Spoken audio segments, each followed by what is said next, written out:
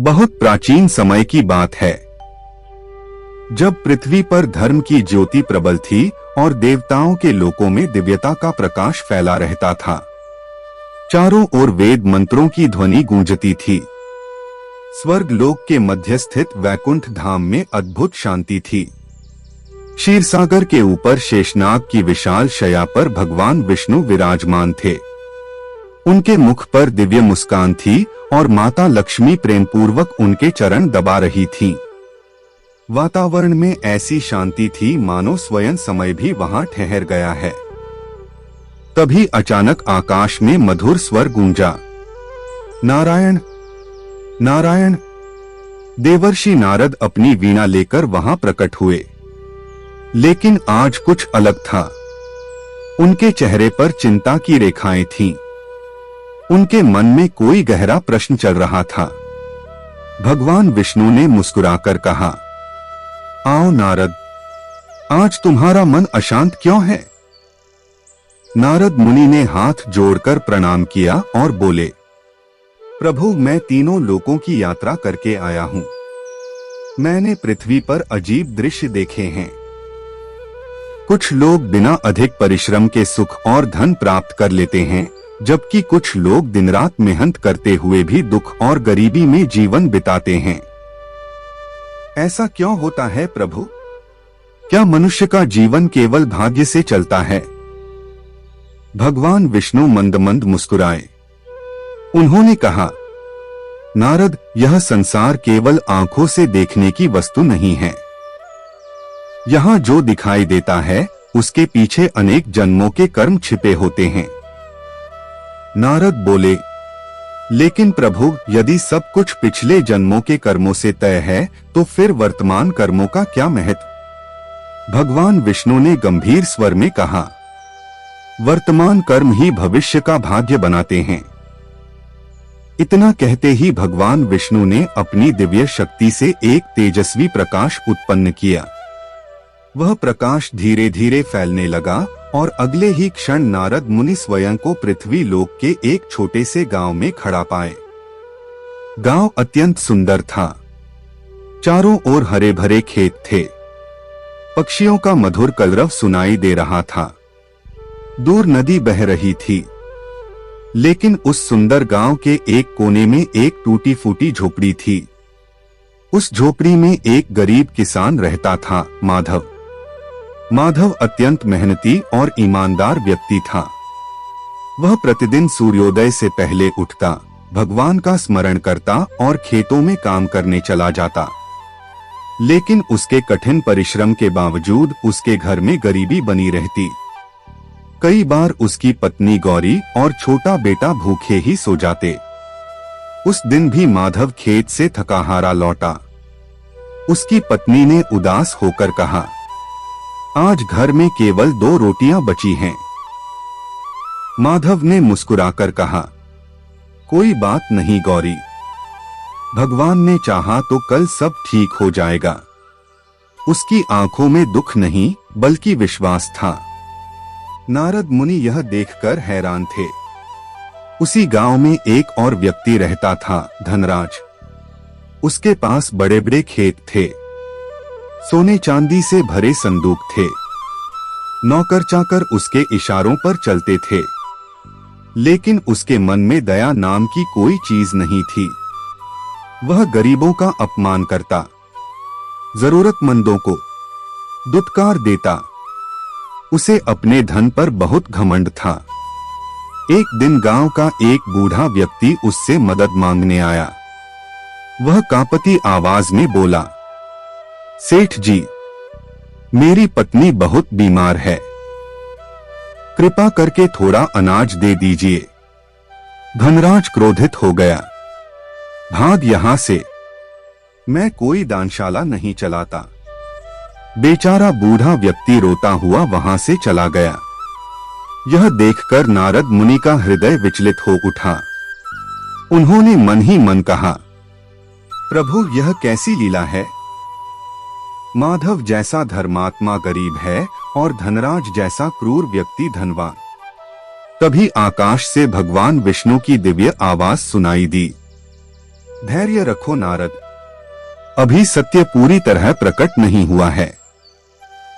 अगले दिन गांव में एक वृद्ध संत आए। उनके शरीर पर साधारण वस्त्र थे, लेकिन चेहरे पर अद्भुत तेज था। पूरा गांव उनके दर्शन के लिए उमड़ पड़ा। संत गांव में घूमते हुए माधव की झोपड़ी तक पहुंचे। माधव ने तुरंत उनके चरण छुए और बोला, महाराज, मेरे घर में अधिक कुछ नहीं है, लेकिन कृपा करके भोजन स्वीकार करें। गौरी चिंतित हो गई।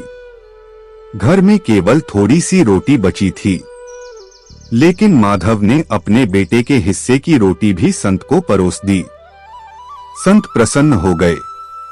उन्होंने कहा, तुम्हारे घर में भगवान की कृपा अवश्य बरसेगी।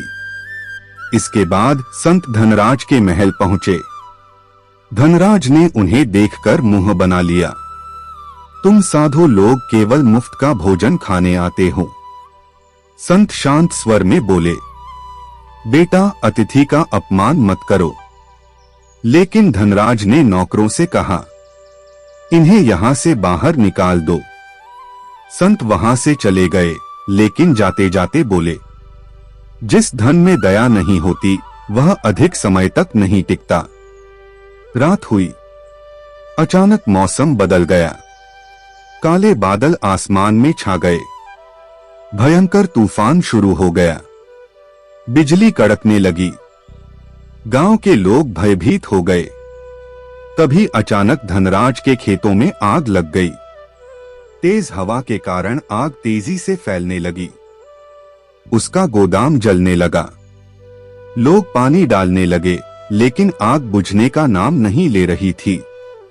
धनराज चिल्ला रहा था, मेरा धन, मेरा अनाज सब खत्म हो गया। लेकिन आश्चर्य की बात यह थी कि उसी तूफान में माधव की छोटी सी झोपड़ी सुरक्षित रही। नारद मुनि यह देखकर स्तब्ध रह गए। तभी भगवान विष्णु वहां प्रकट हुए। उनके चारों ओर दिव्य प्रकाश फैल गया। नारद ने पूछा, प्रभु, यह सब क्या हो रहा है? भगवान विष्णु बोले, नारद, संसार में केवल वर्तमान दिखाई देता है, लेकिन उसके पीछे अनेक जन्मों का लेखा छिपा होता है। धनराज ने पिछले जन्म में बहुत दान किए थे, इसलिए इस जन्म में उसे धन मिला। लेकिन इस जन्म के उसके बुरे कर्म धीरे धीरे उसके भाग्य को नष्ट कर रहे हैं। और माधव? भगवान विष्णु मुस्कुराए। माधव ने पिछले जन्म में कई गलतियां की थीं, इसलिए उसे गरीबी मिली। लेकिन इस जन्म में उसके अच्छे कर्म उसके भविष्य को बदल रहे हैं। नारद मुनि ध्यान से सुनते रहे। भगवान विष्णु बोले, याद रखो नारद, भाग्य स्थायी नहीं होता, कर्म उसे बदल सकता है। कुछ समय बाद गांव में भयंकर अकाल पड़ा। नदियां सूखने लगीं, खेत बंजर हो गए, लोग भूख से तड़पने लगे। लेकिन धनराज का लालच और बढ़ गया। उसने अपने गोदाम बंद कर दिए और अनाज के दाम कई गुना बढ़ा दिए। गरीब लोग उसके दरवाजे पर भीख मांगने आते, लेकिन वह उन्हें अपमानित करके भगा देता। दूसरी ओर माधव के पास खाने के लिए बहुत कम था, फिर भी वह दूसरों की सहायता करता रहा। एक रात गौरी रोते हुए बोली, हमारा बेटा भूखा सो रहा है, फिर भी तुम दूसरों को अनाज दे रहे हो। माधव ने शांत स्वर में कहा, अगर भगवान ने हमें थोड़ा भी दिया है तो उसमें दूसरों का भी हिस्सा है। यह सुनकर नारद मुनि की आंखें भर आईं। उसी रात भगवान विष्णु फिर प्रकट हुए। उन्होंने कहा, नारद, यही संसार का सबसे बड़ा रहस्य है। धन केवल सोना चांदी नहीं होता। सच्चा धन दया, संतोष और अच्छे कर्म हैं।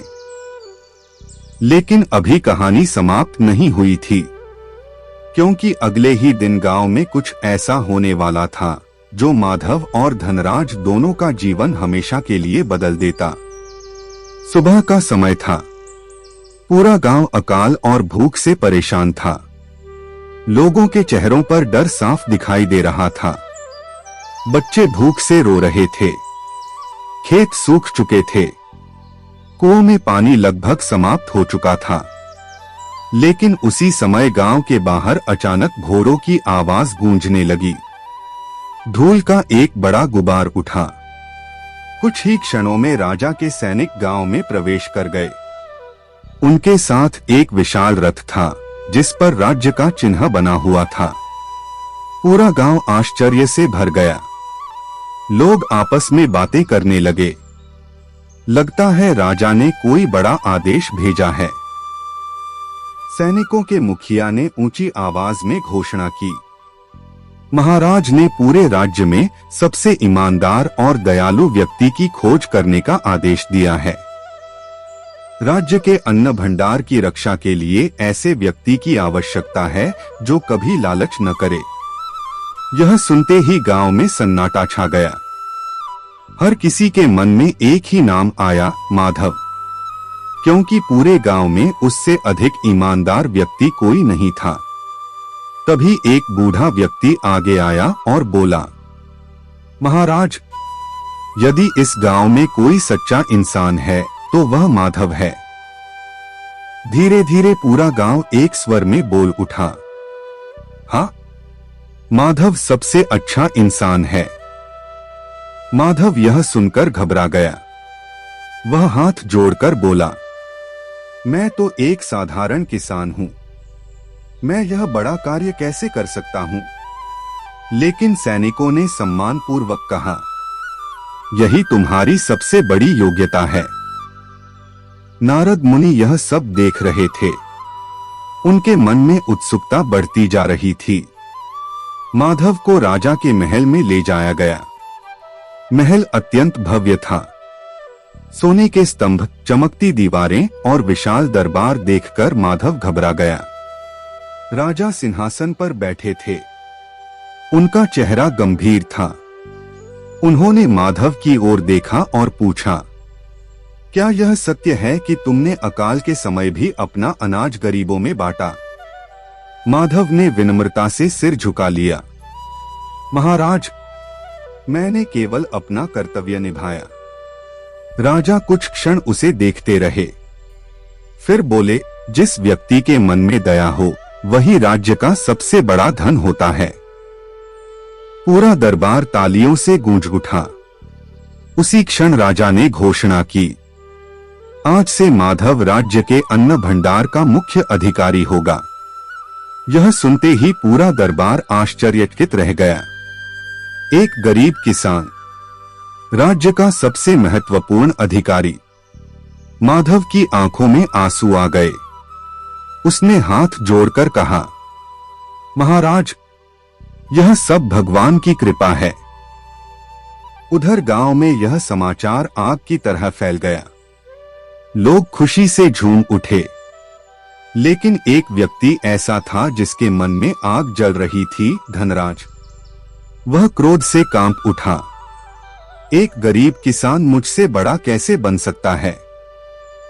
उसका अहंकार उसे अंदर ही अंदर जलाने लगा। धीरे धीरे समय बीतने लगा। माधव ने अपने पद का कभी घमंड नहीं किया। वह पहले की तरह विनम्र बना रहा। उसने गरीबों के लिए अन्न भंडार खोल दिए। कोई भी भूखा नहीं सोता था। पूरा राज्य उसकी प्रशंसा करने लगा। लोग कहते, ऐसा दयालु अधिकारी पहले कभी नहीं देखा। लेकिन दूसरी ओर धनराज का लालच बढ़ता जा रहा था। उसने चोरी छिपे नकली अनाज बेचना शुरू कर दिया। गरीब किसानों से धोखे से जमीनें हड़पने लगा। वह सोचता था, मुझे फिर से सबसे अमीर बनना है। एक रात धनराज अपने कमरे में बैठा सोने के सिक्के गिन रहा था। तभी अचानक बाहर तेज आंधी चलने लगी। खिड़कियां अपने आप खुलने लगीं। दीपक बुझ गया और तभी कमरे में एक रहस्यमयी आवाज गूंजी, धनराज। धनराज डर गया। उसने कांपते हुए पूछा, कौन है? अचानक उसके सामने वही वृद्ध संत प्रकट हुए जिनका उसने अपमान किया था, लेकिन इस बार उनके शरीर से दिव्य प्रकाश निकल रहा था। धनराज भय से कांप उठा। संत बोले, मैंने तुम्हें चेतावनी दी थी, जिस धन में दया नहीं होती वह विनाश बन जाता है। धनराज घुटनों के बल गिर पड़ा, मुझे क्षमा कर दीजिए। लेकिन तभी अचानक तेज हवा चली और कमरे के सारे सोने के सिक्के इधर उधर बिखर गए। अगले ही दिन धनराज के नौकर उसका सारा धन लेकर भाग गए। उसके व्यापार में भारी नुकसान हो गया। लोगों ने उससे मुंह मोड़ लिया। कुछ ही दिनों में वह सड़क पर आ गया। अब उसके पास न धन था न मित्र। जिस व्यक्ति के सामने कभी लोग सिर झुकाते थे, आज वही भूखा प्यासा गांव की सड़क पर बैठा था। लोग उसे देखकर फुसफुसाते, यह उसी के कर्मों का फल है। धनराज की आंखों से आंसू बहने लगे। उसे पहली बार अपने पापों का एहसास हो रहा था। तभी वहां माधव आया। धनराज डर गया। उसे लगा कि माधव अब उसका अपमान करेगा, लेकिन माधव उसके पास बैठ गया। उसने प्रेम से कहा, चलो मेरे साथ। धनराज हैरान रह गया। माधव उसे अपने घर ले गया। गौरी ने तुरंत उसके लिए भोजन परोसा। धनराज कांपते हाथों से रोटी खाने लगा। उसकी आंखों से लगातार आंसू बह रहे थे। वह रोते हुए बोला, मैंने तुम्हारे साथ बहुत बुरा किया, फिर भी तुम मेरी मदद कर रहे हो। माधव मुस्कुराया। बुराई का उत्तर बुराई से देना आसान है, लेकिन अच्छाई से देना ही सच्चा धर्म है। यह सुनकर नारद मुनि भावुक हो उठे। तभी अचानक पूरा वातावरण दिव्य प्रकाश से भर गया। भगवान विष्णु वहां प्रकट हुए। उनके दर्शन होते ही माधव, धनराज और गांव के सभी लोग उनके चरणों में गिर पड़े। धनराज रोते हुए बोला, प्रभु, क्या मुझे क्षमा मिल सकती है? भगवान विष्णु बोले, जब मनुष्य अपने पाप स्वीकार कर लेता है और सच्चे मन से बदलने का प्रयास करता है, तभी उसके जीवन का नया आरंभ होता है। धनराज फूट फूट कर रोने लगा। उसने कहा, अब मैं अपना जीवन दूसरों की सेवा में लगाऊंगा। भगवान विष्णु मुस्कुराए। फिर उन्होंने नारद मुनि की ओर देखा। अब बताओ नारद, क्या समझे? नारद ने हाथ जोड़ लिए। प्रभु, अब मैं समझ गया कि धन और गरीबी स्थायी नहीं है। मनुष्य के कर्म ही उसके भविष्य का निर्माण करते हैं। भगवान विष्णु बोले, याद रखो, भाग्य केवल पिछले कर्मों का परिणाम है, लेकिन वर्तमान कर्म भविष्य का भाग्य बनाते हैं। पूरा वातावरण नारायण नारायण के स्वर से गूंज उठा। भगवान विष्णु आगे बोले, जो मनुष्य अहंकार छोड़कर दया, सेवा और सत्य का मार्ग अपनाता है, भगवान स्वयं उसका मार्ग खोल देते हैं। लेकिन जो केवल धन के पीछे भागता है, उसका मन कभी शांत नहीं हो सकता। इतना कहकर भगवान विष्णु धीरे धीरे अदृश्य होने लगे। उनका दिव्य प्रकाश पूरे गांव में फैल गया। उसी क्षण गांव में सूखी धरती पर पहली बारिश की बूंद गिरी। फिर तेज वर्षा होने लगी। सूखे खेतों में जीवन लौट आया। लोग खुशी से झूम उठे। नारद मुनि अपनी वीणा बजाते हुए बोले, नारायण नारायण, धन से बड़ा धर्म है और धर्म से बड़ा कर्म। उस दिन के बाद माधव और धनराज दोनों ने मिलकर गांव की सेवा शुरू कर दी। और कहा जाता है, जो व्यक्ति इस कथा को श्रद्धा से सुनता है, उसके जीवन में धीरे धीरे सकारात्मक परिवर्तन आने लगते हैं। उसके मन से अहंकार दूर होता है और भगवान विष्णु की कृपा उसके जीवन में प्रकाश बनकर उतरती है। अगर आपको यह कहानी और वीडियो पसंद आया हो तो वीडियो को लाइक करें, चैनल को सब्सक्राइब करें और बेल आइकन जरूर दबाएं ताकि ऐसी ही रहस्यमयी और ज्ञानवर्धक कथाएं आपको सबसे पहले मिलती रहें। जय श्री हरि।